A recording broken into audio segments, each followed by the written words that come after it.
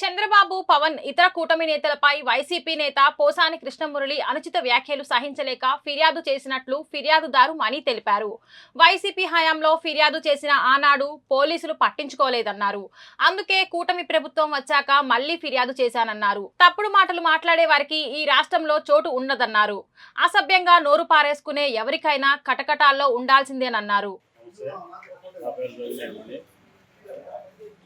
గత కొంతకాలంగా పోసాని కృష్ణమురళి గారు పవన్ కళ్యాణ్ పైన అనుచిత వ్యాఖ్యలు, అలాగే చంద్రబాబు నాయుడిని, లోకేష్ బాబుని చాలా అసభ్యకరంగా మాట్లాడుతూ ఉంటే మా మనోభావాలు సహించక లాస్ట్ టైం గవర్నమెంట్లోను ప్లస్ ఎలక్షన్లోనూ నేను 2-3 మార్లు కంప్లైంట్ ఇచ్చి ఆ గవర్నమెంట్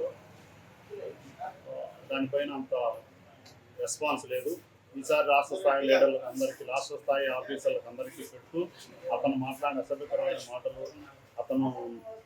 అతని మాట తీరు జీర్ణించుకోలేక 10 సంవత్సరాలుగా మేము దేవుడుగా భావించే పవన్ కళ్యాణ్ గారిని అతను మాట్లాడే తల్లిని, బిడ్డలను, భార్యలను విమర్శిస్తూ ఉంటే మా మనోభావాలు పూర్తిగా దెబ్బతిని మనసులో కలత చెంది మేము మాట్లాడేదానికి మా నాయకుడి యొక్క సనాతన ధర్మం, దైవభక్తి కలిగినటువంటి మా నాయకుడు పార్టీలో ఉండి మేము అసభ్యకరమైన మాటలు అతన్ని మాట్లాడినాక పోలీస్ కంప్లైంట్ ఇవ్వడం జరిగింది. గత 2-3 నెలలుగా కంప్లైంట్ ఇస్తూనే ఉందా. గత 24వ తారీఖు ఫిబ్రవరి 24వ తారీఖు 24 తారీఖులో మాట్లాడి కంప్లైంట్ రాసింది.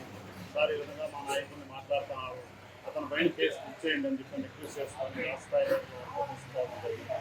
ఇప్పుడే కంప్లైంట్ రిజిస్టర్ అయిందని తెలిసింది, తీసుకొస్తామని తెలిసింది. ధన్యవాదాలు.